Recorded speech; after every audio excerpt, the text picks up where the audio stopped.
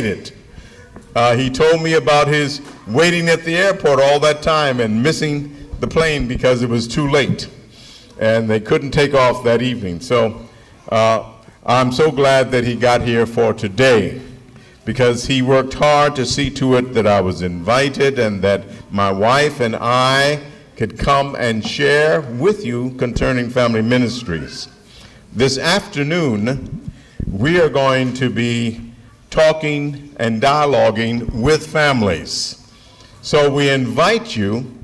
How many of you have been a part of a family? Let me see your hands. You have been a part of a family, and you still are a part of a family. Just raise your hand. I want to see how many family people we have here. Well, you know, it looks like that's everybody.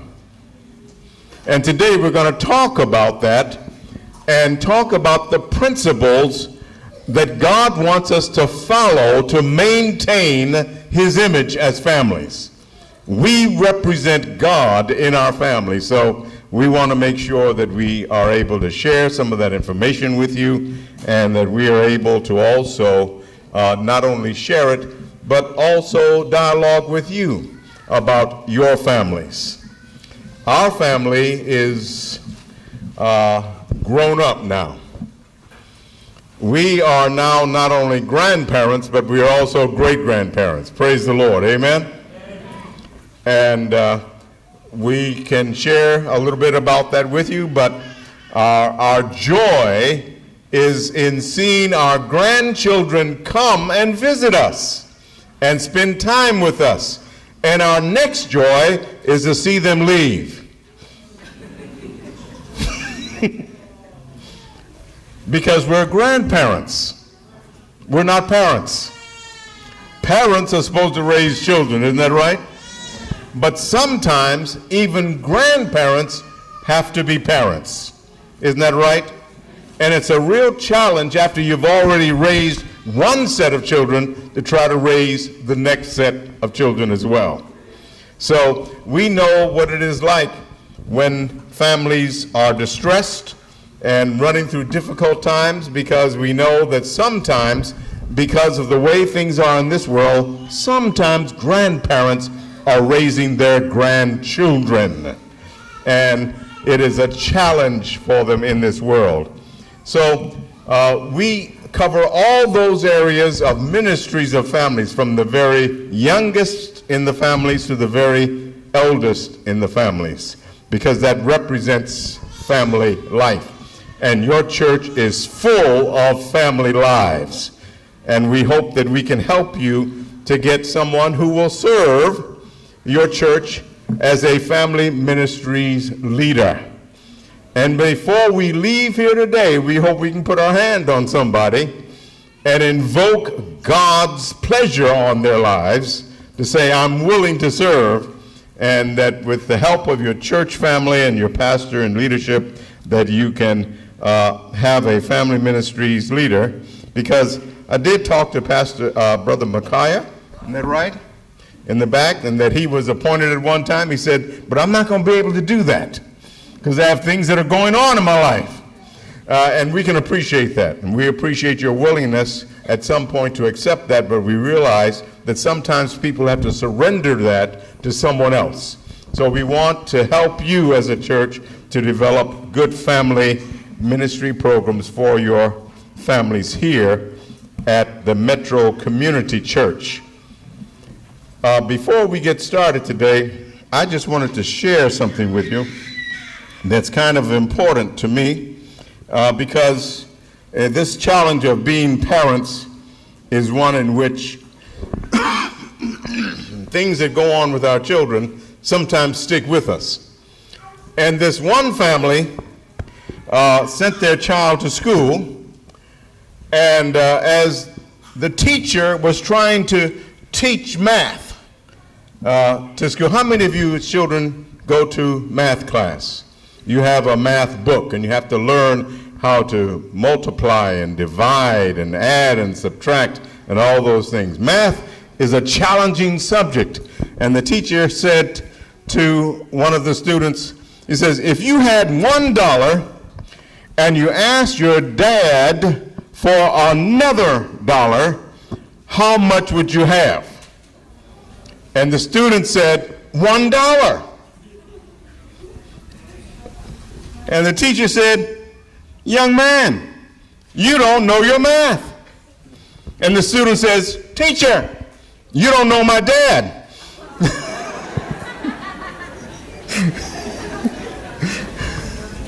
Now, I know all dads are not like that. Dads are quite willing to give to their children. But being parents is a challenge. Being a family in these days and times is a challenge. When we opened our Bibles today and read the scripture told us that one of the most important things that would happen before that dreaded and awful day of the Lord, when he put an end to all things and he's coming back again, he says he's going to turn the hearts of the children to the fathers and mothers, and the hearts of the parents to the what? To the children.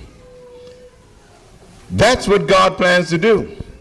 But he also invoked a message that came through one of his prophets, and that prophet in Malachi that was mentioned in the 4th chapter was who? Elijah was the prophet. Now, we said about Jeremiah this morning. But today's message is going to revolve around a prophet of the Lord and a family, and that prophet is Elijah. As we get started today, let us bow our heads and ask God to teach us through his word. Dear Father in heaven, we're grateful to you because you will hear us when we pray. And I'm praying and asking you for help today so that this message will find its way to each heart. In Jesus' name, amen.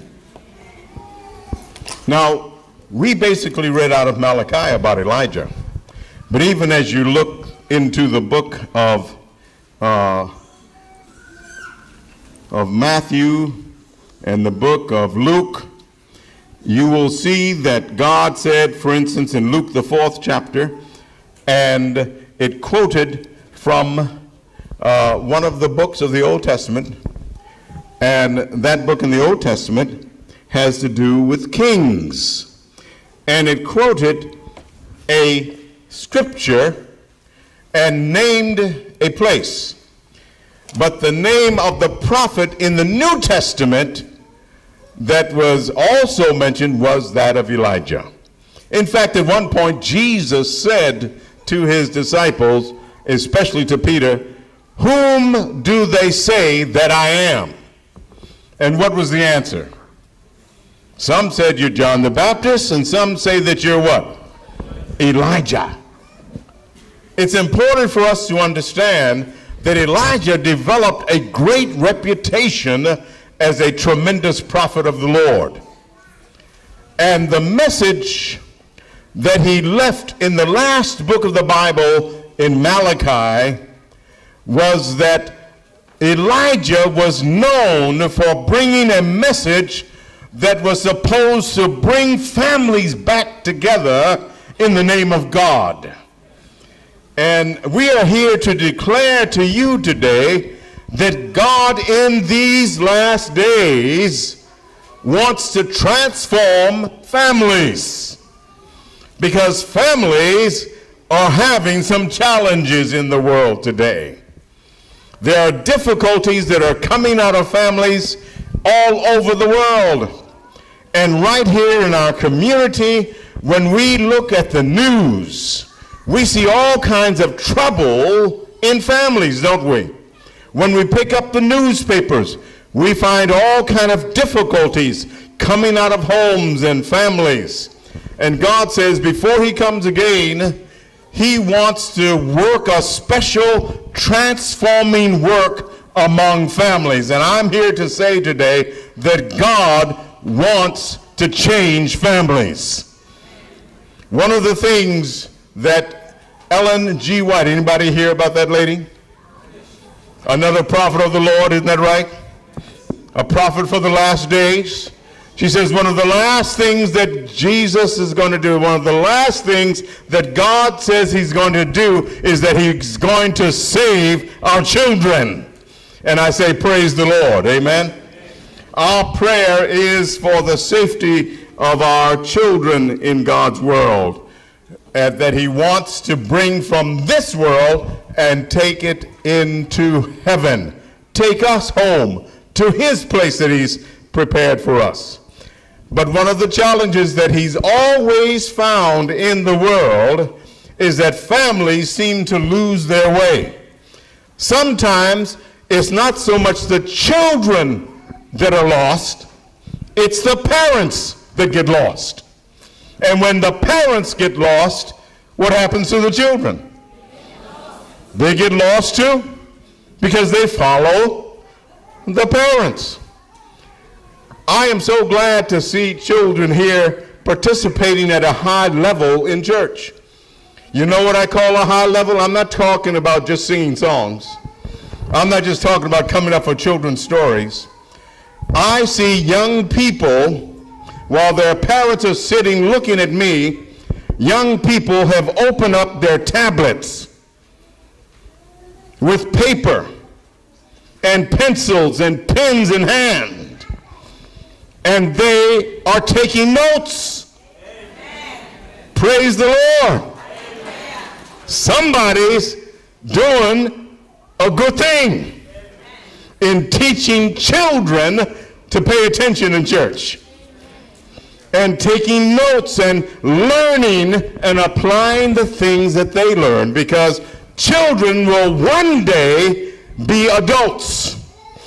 And you will want to know that the children who are adults who take charge of church have been taking notes. Amen? Because God is taking notes too, isn't he? He says, I'm going to take notes of everything, good and bad things. And I'm writing them down, and I'm going to bring them back to a book of remembrance. And you want your children also to learn the value of putting down good things to remember and to apply to their lives. So when we talk about the prophet Elijah, we can't seem to put our finger on him as far as what his family was like. We don't know too much about Elijah. When he appears on the scene, he appears at a problem time for God's people. And God's people are being told through the prophet that you've got to stop worshiping other gods. Because there was someone in rulership of God's people. The king was King Ahab. And the queen was a queen whose name was what? Jezebel. Now we know about that period of time, don't we? We know that was a rough period. Because Jezebel, when those who are God's people marry those who are not God's people, they bring all their practices, all their habits, all their traditions into the marriage and into the home. And God says it's not good to put together good and evil. Isn't that right? It's not good to mix those who believe in God with those who don't believe in God. It's not good to have those who would follow Baal instead of God in the family. And when she became the queen of Israel, she set up a system of religion that taught people to worship other gods. And the people had so much fun following Baal. Now, the worst thing you can tell your children, because they know that you're not telling the truth, is that the world is no fun. Don't tell your children the world is no fun, because they don't think that you understand that it is fun out there in the world. What you've got to tell them is you've got to beware of the consequences of going into the world and following the world. Because the world will bring very hard things to you to have to learn. And they will upset your life. God wants to save you from those things, so we're to follow God instead of following the world. Jezebel brought in idolatry, brought in worshiping of other gods and other things in other ways, brought in sexuality that was all over the place. In other words, when you went to church, you were faced with sexuality in church. You worship a God who glorified immorality. And church services were immoral practices for Baal and the priests of Baal. And God says, since I can't get your attention any other way, Elijah, tell the people that unless they change their ways, I'm going to put a drought on Israel that's going to last so long that it's going to dry up everything. Not going to be able to raise food. You're not going to be able to have crops. You're not going to be able to have drinking water. And so, excuse me, when you go to the Bible and you start reading about Elijah, you understand that God is trying to teach them, as we see both they learned in book of Matthew as well as in the book of Luke, that God had to tell Elijah, Israel is so bad, I want you to go over to a neighboring country that is not even of my people. And as we go to the Bible, I want you to look in your Bible in the book of 1 Kings, the 17th chapter, beginning with verse 17. And you're going to see there where God is telling Elijah, I want you to go somewhere where there's somebody to keep you. Now in those days, prophets often didn't have their own homes. In fact, you'll see that God took Elijah to a little place in a brook named Cherith, and he put him down by the brook and says, here's some water to drink, and there's some food for you to eat. And even though the rest of Israel is going through a drought and they don't have food and they don't have water, I'm going to take care of you. But after a while, the drought was so bad, even the brook dried up and there was no water to drink.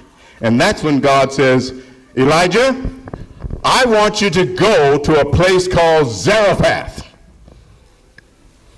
Now, the name Zarephath, if you look at it as a definition, the Bible word for Zarephath actually meant refining place, a place of refining. And it was going to prove to be a refining place, a test. You know, God says, I'm going to refine you. I'm going to burn you like gold until it comes out pure. I'm going to put you through some tests, he says in Revelation, and you're going to be tried in the fire. Well, Zarephath was one of those places that was a refining place, evidently, where they dealt with metals and things like that. But he says, I want you to go to a widow over there, and I have a message I want you to give her, because she is going to take care of you from now on. Now, when you go to 1 Kings 17, you'll read that story, and you read about how when he got to Zarephath, and he went to the widow's house, and he followed God's instruction. It's always good to follow God's instruction. Isn't that right, young people? If God tells you to do something, you better do it, because the consequences will not be too good if you don't do what God says. It's almost like following your parents' instructions. In fact, he says he wants us to obey our parents in the what? In the Lord. When they're trying to tell you to do good things that God wants you to do, obey your parents in the Lord. So when he got to Zarephath and met this widow, he said to the widow, listen, God sent me to you. I don't know you. You're not one of God's people, but he said, come here. And he told me to give you a message, that you're going to sit down at the mealtime today, and I want you to prepare me a meal to eat out of your pots. Fix me some bread. So use your meal and use your oil to fix me some bread. Now, rather than read it in the scripture, I want you to go home and read this yourself and get this story through your reading of it. But I'm going to tell it to you to save a little time. She said to the prophet, "Prophet, you say you're a prophet, but evidently you're a prophet who doesn't know very much. I thought prophets knew stuff. Don't you know that we are just about out of food? And if you've come here to get a meal, I don't have enough in my pots to feed you and feed my family." Now, her family consisted of one son. Her husband had died. She was left in the land and in the house with no one to support her. And so her last meal was going to be taken from the grain that was in the vessel and a little oil to be able to cook. And since I'm from the South, I'll say cornbread. Say cornbread. Anybody here ever have cornbread? All right. Well, I like cornbread. Amen. Now, don't give me no heavy cornbread. I want some nice, light, fluffy cornbread, okay? I want some good cornbread to eat. So he said to the widow, "Fix me cornbread first before you even feed your son." And she said, "Prophet, don't you know that if I give you what I have in this vessel, you will have taken the last meal we were going to eat, because my plan was for me and my son to eat this, and then we were going to wait to die. Because we have no more food, we have no more resources. You know, you're almost like the pastor in the airport. 4 days to get one plane. Praise the Lord, Pastor." He said, "Didn't have any money." He didn't have anything. He had to stay in that airport for 4 days, waiting to get his plane out so he could come back here. And she said, "We were going to die after we ate this because we have nothing else." And he said to her, "My dear widow, God gives a message. He expects you to follow it." Now, this person was not a person of Israel. She was not a daughter of Judah. She was not one of those that we would call good church people.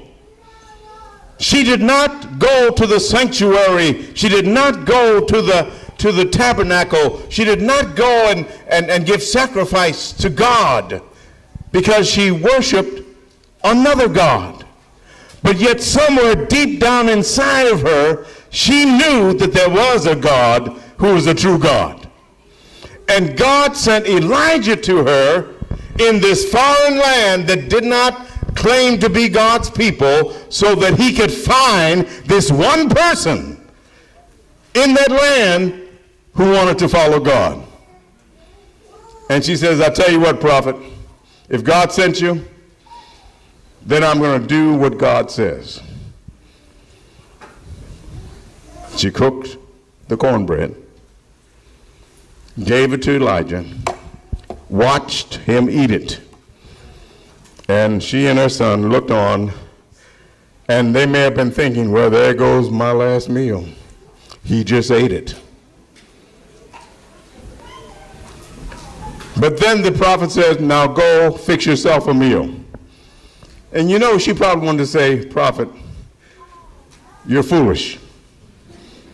You ate the last thing in the house, and now you're telling me to go eat? That's cruel." Has anyone come to your house and eaten the last bit of food? I've got so many stories people tell me about preachers that come to the house and the children sit and watch him eat up all the chicken.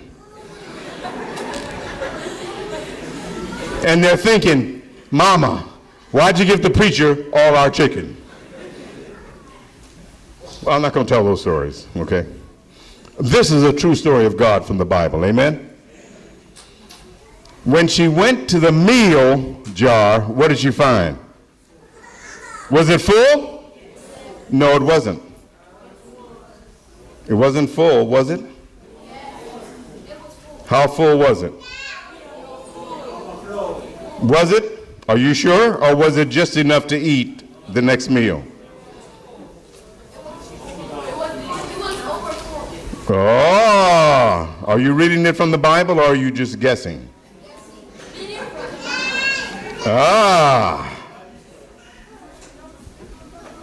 God provided what the widow needed.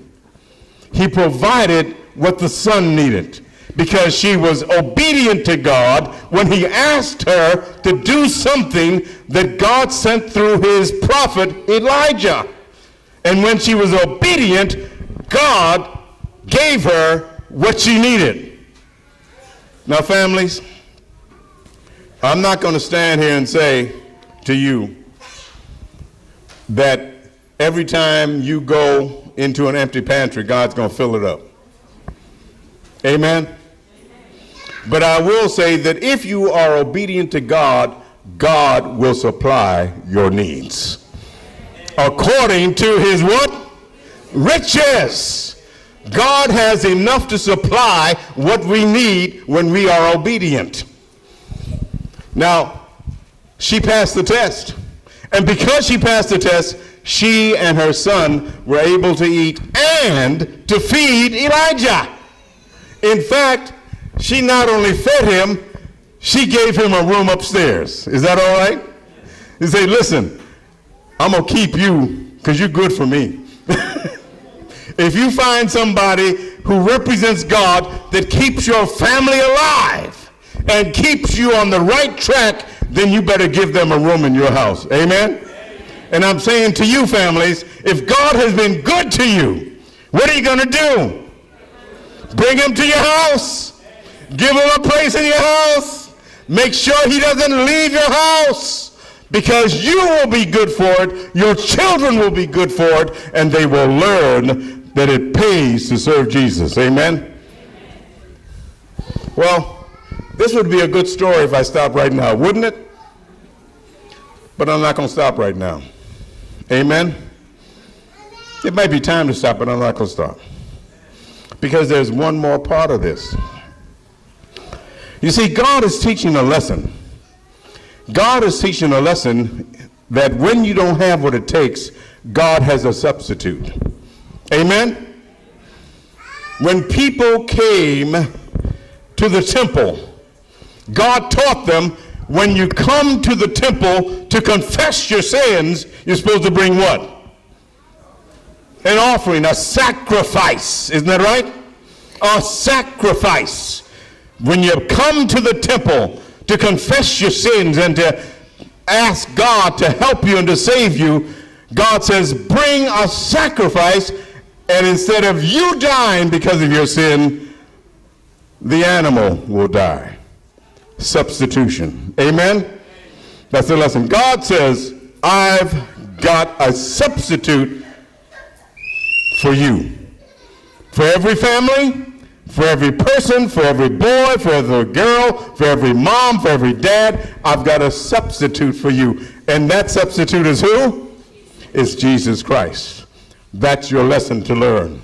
When you have a need, call on. When things go bad, call on. When things look like there's no answer, call on. Amen. God has a substitute through Jesus. Now, if you keep reading, you will find out that this mother tells Elijah, you're playing a cruel joke on me because now that you've taught us that keeping you keeps us alive and that keeping God in the house keeps us going. Why is God taking my son? My son is sick unto death. And sure enough, the son died. And she's saying, God, why do you do this to me? Now, when something happens in your family that's bad, isn't the first question you ask is, why me? I give tithes at church. I pay my offerings. I go to church on Sabbath. I go to prayer meeting. We worship in our house. Why are you letting things happen to us that's bad, God? since we did all these good things? Why do good people suffer? Well, you see, it's not God's plan that you suffer, but it is the devil's plan. The devil wants you to suffer because he wants you to turn against God. And this mother said to Elijah, Elijah, what is it? What have I done? What sin did I have in my life history that God is trying to punish me for now? So much so that you are now taking my son, the only one I'm living for, you're taking him away. My reason for existing is my child. Many of us who are parents, we live for our children. We will sacrifice so our children can have when we don't have. Amen? Yeah. And when something happens bad to your children, your first question, why, God?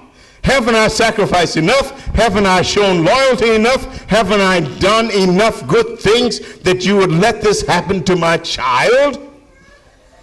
We have to understand that when you live in a world of sin, God isn't picking on you.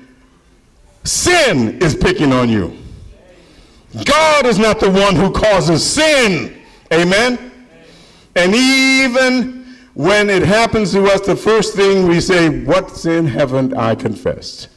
What is it that God's trying to get me back for? You see, we think God is a God of revenge, because he does say vengeance is mine, doesn't he? And we're saying, well, God is trying to get me back for something. But is that really the case? No. The devil is the one who brought sin in. We just happen to go along for the ride. And because we're going along for the ride, sometimes we forget who is the God of our lives. And sometimes we play it Satan's way, and sometimes we play it God's way. God is trying to teach this new believer that if you go with God, God will take care of you even at the worst time. Now, we find this lady who is saying to Elijah, Elijah, what wickedness have I done? I've done all that you've asked, and yet my son is now dead. Elijah says to the mother, are you following it in the Bible, young people? He says to the mother, give me the child. Now, the last thing I heard is that Elijah was not a doctor. He was a prophet.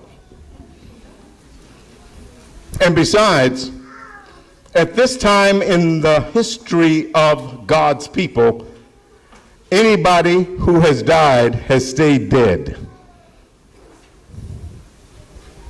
Well, except for Moses. Amen? Because God came back, he died, and then God took him, didn't he? But in the life of the people, when you die, you stay dead.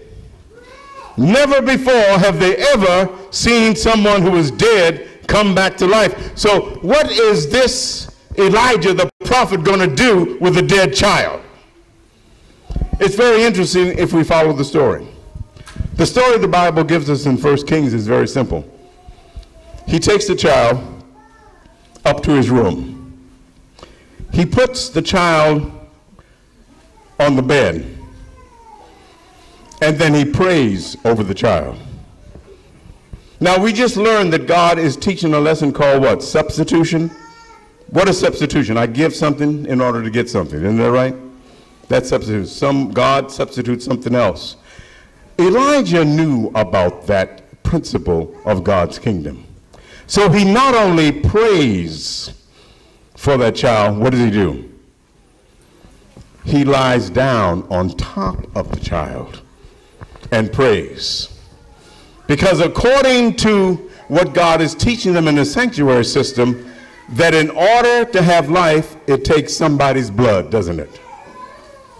Remember when Isaac was taken up to the mountaintop and Abraham was there, and Isaac said, we got the wood, and here's the altar. Where is the what? Where is the lamb? And what did his father tell him? It's you, Isaac. You are the sacrifice. Now, evidently, Abraham had learned to be a good parent. He had learned to teach his son about God. Did Isaac fight him? Did Isaac say, not me? You better look for somebody else. I'm not going to be the one today. No, Isaac got up on the altar. But what did God do? Stopped the knife from coming down. Amen? Because Abraham was tested. Are you going to obey God even if it's your own child? And his knife was stopped. He says, no, Abraham, I've got a substitute. And right over there was what? Ram in the thicket. Amen. How many of you have ever said that? Well, this was a ram in the thicket. Yeah. God has a substitute when things look like they're going to end up very bad. God has a substitute for your life, for the life of your family. There is a way that seemeth right unto a man, but the ways lead to what? Destruction. We need to allow God to give us his plan in order to save our family. Amen? And so here is Elijah now practicing what he has learned. It takes a life to do what? To save a life. Many of you as parents would give anything to save your children, wouldn't you? Elijah puts himself on top of the child, 3 times praise, and the 3rd time, what happens? The child is alive. The first resurrection recorded in the Bible through Elijah. Amen? No wonder they thought he was such a great prophet. This prophet of God stood the test. And he was willing to give himself. He was almost like saying, God, take me, but save this what? Save this child. You see, parents, sometimes we forget what's supposed to be first in our families, don't we? Sometimes we put making money ahead of saving our children. Watch out. Sometimes we put other things in front of saving the marriage. Sometimes we don't realize that God said about marriage in Ephesians, the 5th chapter, that I want the husband to be like Christ. Amen? And to give himself for his what? For his what? For who? For his what? Oh my. How many husbands you got like that? You put yourself in place of your wife. And then he says to the wife that when your husband stands up like Christ to take it all, what are you supposed to do to the husband? Submit. You voluntarily submit yourself to a Christ husband. Amen? Now, if you don't act like Christ, I don't think God wants you to submit. If the devil gets in the house, don't submit. Amen? Don't take abuse in your house. Amen? That's not Christ-like. God did not command you to do that. He says when your husband acts like Christ, then wife, submit. You enjoy submitting to Christ. And when your husband is Christ-like, you ought to be willing to submit. There's a principle in this thing. You've got to be willing to give all to God to make things right. You've got to be willing to sacrifice the comforts and even sometimes sacrifice having your own way in order to bring God's blessing on your marriage and on your family. Elijah was able to come back to that mother. When he took the child away from her, he was what? Lifeless or dead. When he came back and put the child in her arms, he was what? Alive. God says, I want to take your marriage and your family, I want to take it away from you and give it to God.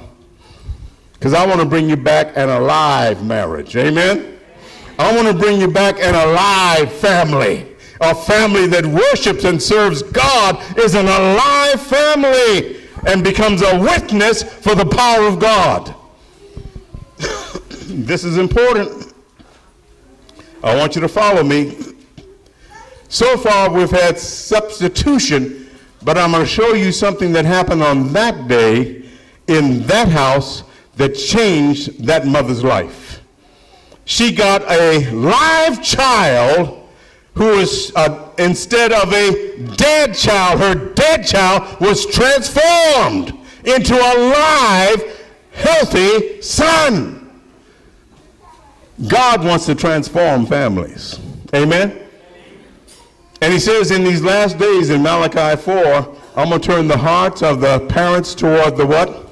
And the hearts of the children toward the parents. I want to transform your parents. I want to transform the children. I want to make you a live family for God.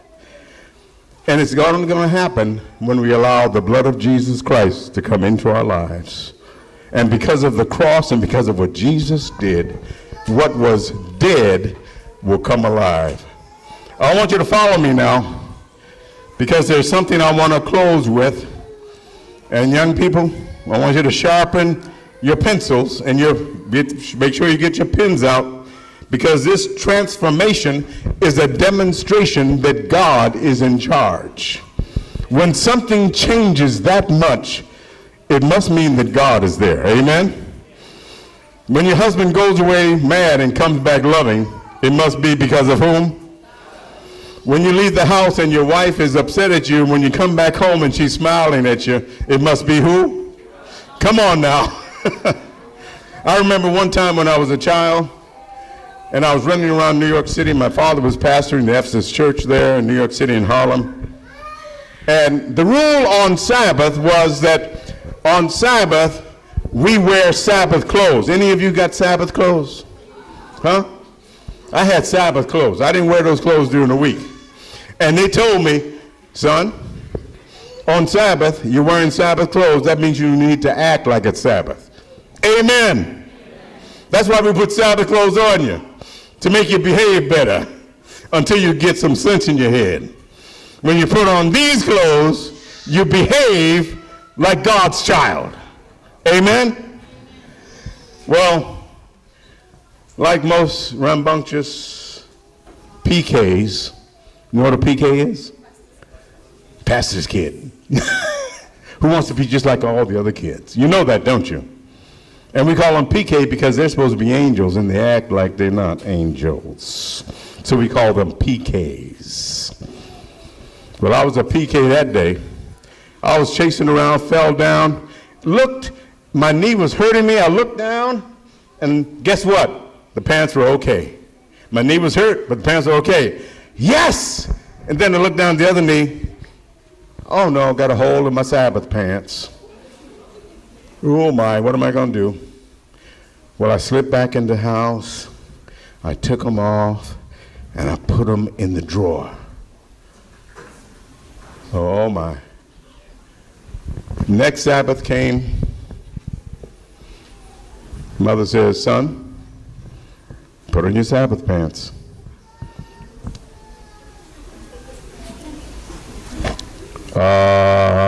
I can't. Why not, son? I fell down last Sabbath and tore them. Oh. It was not a happy Sabbath morning. There was not a boy who was saying, Happy Sabbath, Mom. And the mother was not saying, Happy Sabbath, son. She was saying, I'm going to tell your father. Now, my father is worse than my mother because he's not only my father, he's the preacher. What do you tell the preacher when you've sinned and you've done wrong and then you covered up your sin? What do you tell him? Especially when he's daddy. Well, my dad's rushing out that day and he said, son, I'm really disappointed in you. Not only did you disobey God and you disobeyed me, but even you tried to hide your sin. You tried to cover your sin. You see, there was a substitution. If I told my parents earlier, I may have gotten disciplined, but I would have had some new or mended Sabbath pants to wear. Amen? A substitution. Instead, my unrighteousness was hanging out because I had a torn up knee in my pants.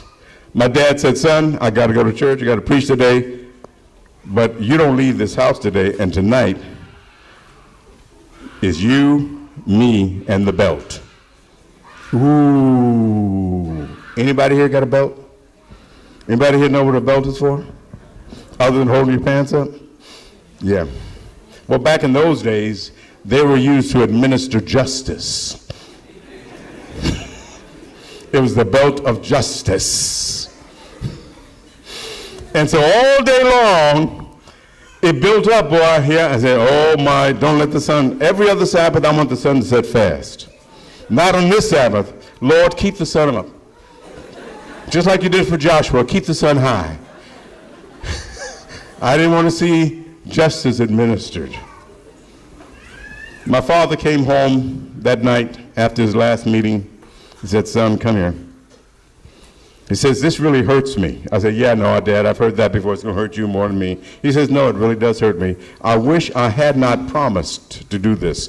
I don't feel the same way tonight as I felt this morning. You know, there's a lesson in that, parents. Do you hear the lesson? That in the morning, when your child messes up, you may be angry, but if you give yourself some time, God will have a chance to soften your heart a little bit, and you learn how to discipline your child without punishing them. Did you see the difference? Discipline versus punishment. We'll talk about this afternoon a little bit. My father said, son, I wish I didn't have to do this. You know what? I said, Dad, I understand. Let's just do it. Let's just do it. It's been worse just thinking about it all day long. I haven't had a good Sabbath today because I'm thinking about justice. He said, okay, assume the position. You know what? My father's heart was broken over the act of having to administer justice to me. That was the lamest whipping I ever had. I had to make up a cry. I had to act like it hurt. Are you listening to me? Parents don't want to hurt their children.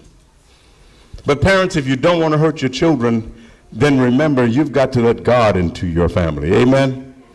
When you don't discipline your children, when you don't follow through and keep your promises, you're hurting your children.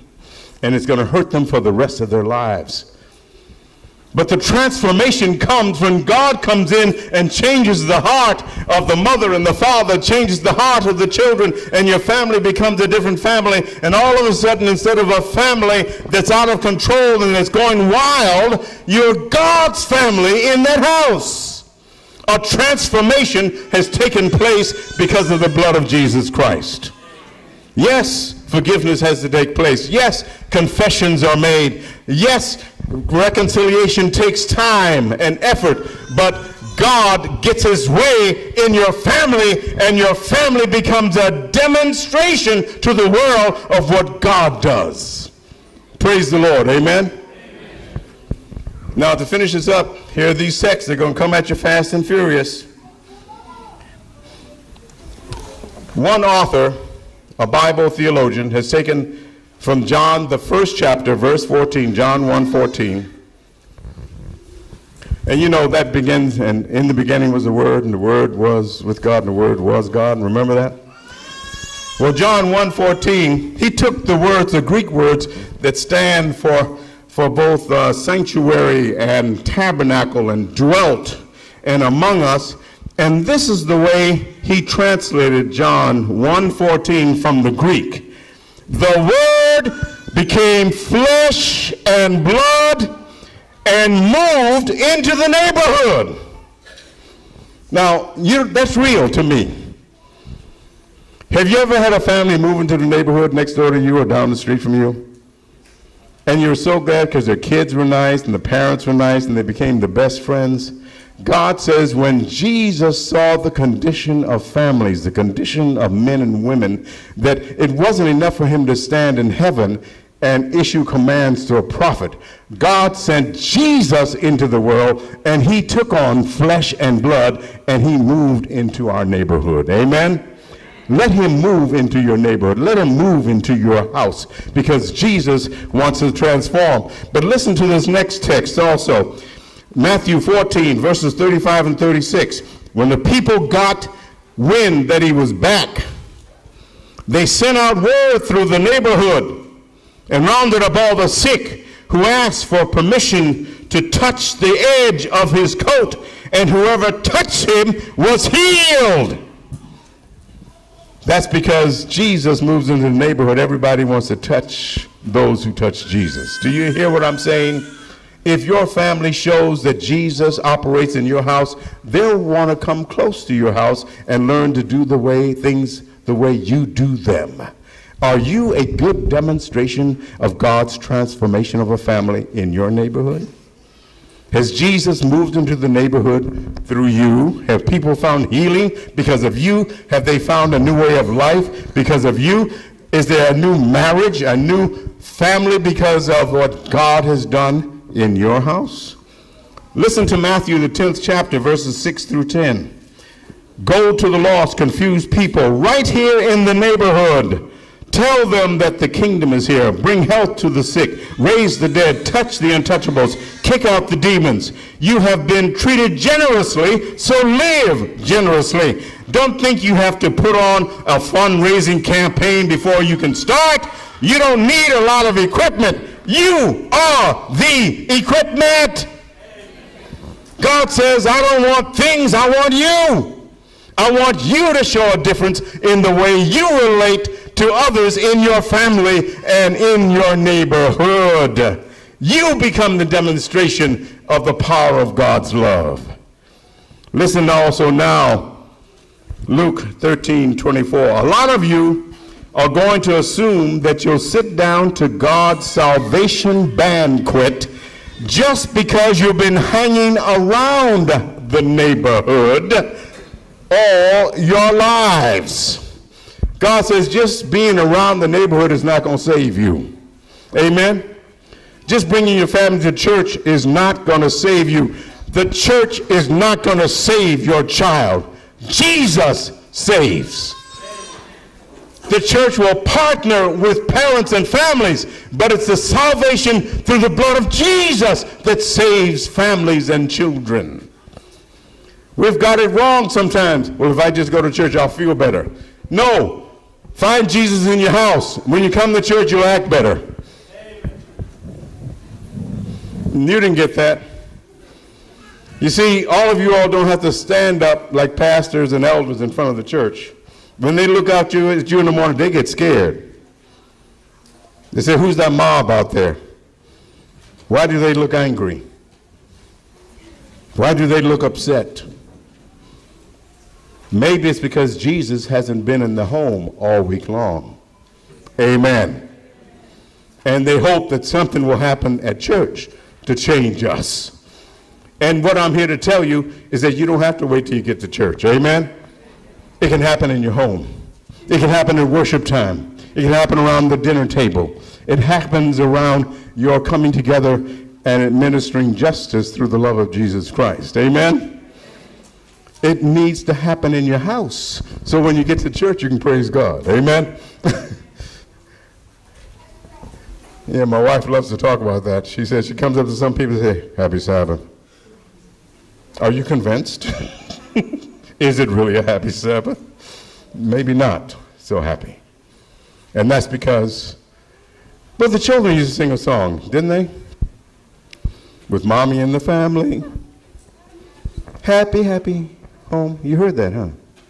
Happy, happy with daddy and the family. Happy, happy home. Happy, happy home with brother and the family. With daughter and the family. with Jesus in the family, happy, happy home. Amen? And when you get to church, the change is already taking place, and you're here ready to praise God. Amen? And do whatever is necessary to advance the kingdom of God. I'm closing now. The last verse. Judas said, Master, why is it that you, this is not Iscariot, this is the other Judas, why is it that you are about to make yourself plain to us, but not so to the world? Jesus says, because a loveless world is a sightless world. If anyone loves me, he will carefully keep my word and send my Father, and then my Father will love him, will move right into the neighborhood. Let me read that again. He will carefully keep my word, and my Father will love him. We will move right into the neighborhood. The Father, the Son, the Holy Ghost. They want to move into your neighborhood where you live at your house. They want to be the new neighbors that have Jesus in the house. God wants to do that for your home. God wants to do that for your marriage. God wants to do that through your children who learn how to treat their parents with love and respect and obedience. It comes because God has moved in. Well, how does that happen? Well, I'll tell you how it happens. In Hebrews 10:14, God says, for by that one offering, he forever made perfect those who are being made holy. In the home, you learn to act holy. And when you get to church, you act out what you learned at home. How many of you believe that? I believe it. I believe that whatever I see happen at church has already happened at home. Maybe 10 times greater. When I see kids crawling or walking on pews at church, you know what I say? They walk on the furniture at home. Amen? Oh, it's quiet. Got quiet. Is it time for me to stop now? Like one person said, you've stopped preaching and gone to meddling. We need to understand that whatever God does with us in our house is what we bring to church. Finally, God says, this is the way I want it to happen, folks. I want you to know, he says in 1 Peter, he says, I want you to realize that you are the chosen ones by God, chosen for high calling of priestly work, chosen to be a holy people, God's instrument to do his work and speak out for him, to tell others of the night and day difference he makes for you, from your nothing to something, from rejected to accepted. God says, you are the priests in your own home. You know, I think sometimes we've forgotten that. We just experienced almost a week-long study of what happens in the Roman Catholic Church, haven't we? Everybody wanted the Pope to kiss their child. Amen? If he's sick, kiss him, make him well. Everybody wanted to touch the Pope, have the Pope touch them. He's a man. God says to us that when Jesus died on the cross, he passed the power of priesthood from divinity by God to humanity. You and I are now priests of God. When his blood washes you and cleanses your sin, you don't have to go to a priest to get absolution. You don't have to go to a priest or to a preacher to confess your sins. You go to Jesus. You now become the priest of your home. Family, let's come together for Jesus. Amen? Let's give it to Jesus. Let's pray to Jesus. You are the priest of your home. Don't wait to get to church to get absolution. There is no absolution. There's confession and redemption through the blood of Jesus Christ on the cross. Amen? You're not excused from sin. you're forgiven of your sins. And he puts your sins in the depths of the ocean to bring them back no more. If anybody brings them back, it's you. Amen? Because God ain't going to bring them back. It's time for you to accept your responsibility. He says to us in Revelation 21:3, I heard a voice thunder from the throne. Look, look, God has moved into the neighborhood, making the home with men and women. They're his people, and he's their God. God says, now God is with man. In your house, in my house. And when we're in a neighborhood, we become a lighthouse for Jesus Christ. Amen? I'm offering this to you today because soon Jesus is coming back. And he's coming back for a saved people, a redeemed people. He's coming back because a prophet says, before the awful day of the Lord comes, I'm going to turn the hearts of the parents toward the children and the hearts of the children toward the parents. And I want you today to purpose in your hearts that you're going to make sure that your home altars are burning with prayer every day. Amen? That the instruction of your children will happen like it says in Deuteronomy 6, that you teach them in the morning and in the evening, when you're going out, when you're coming in, when you're sitting down, when you're getting up, when you're going about your tasks, you're sharing with them what God says we ought to do. You are going to be the reason your children are saved by the way you bring Jesus into your home.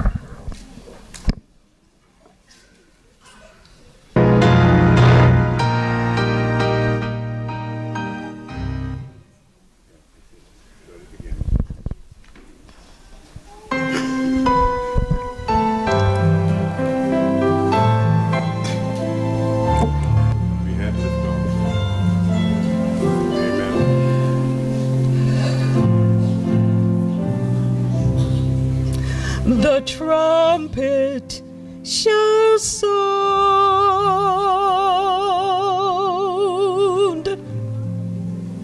preparing his entrance. The stars shall applaud him with thunders of praise.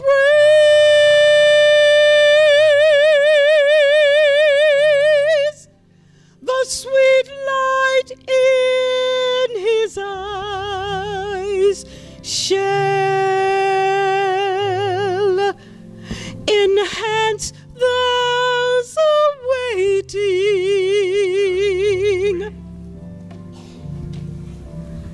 and we shall behold him then face to face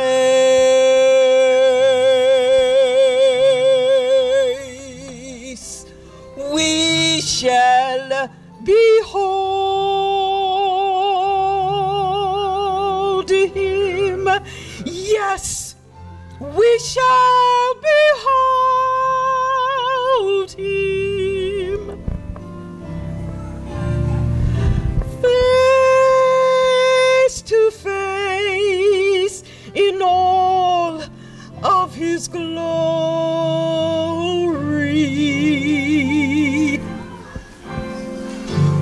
We shall behold him. Yes, we shall behold him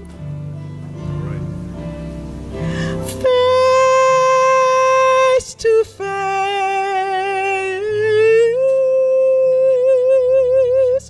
our Savior and Lord.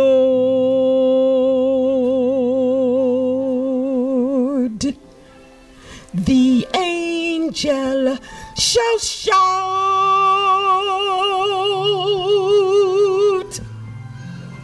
the sound of his coming.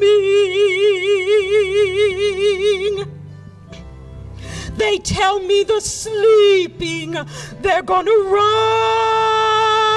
from their slumbering